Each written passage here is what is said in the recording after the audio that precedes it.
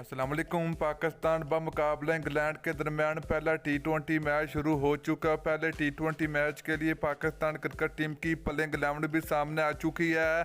और दोस्तों, Pakistan cricket team के हार्ड हिटर बल्लेबाज आजम खान को आज पहले T20 मैच के लिए पाकिस्तान क्रिकेट टीम की जानब से डेब्यू कराया जाएगा।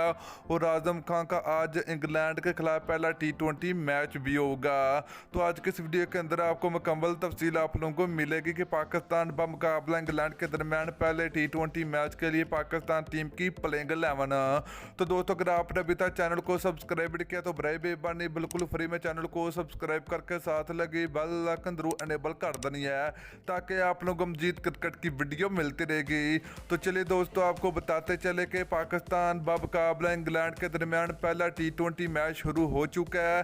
और पहले T20 मैच के लिए पाकिस्तान क्रिकेट टीम की प्लेइंग 11 सामने आ चुकी है।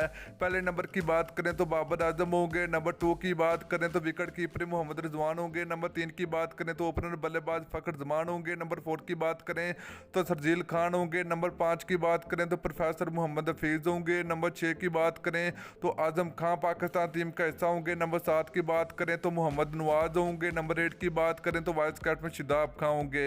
फास्ट बॉलर की बात करें तो हसन अली नहीं होंगे आज का मैच।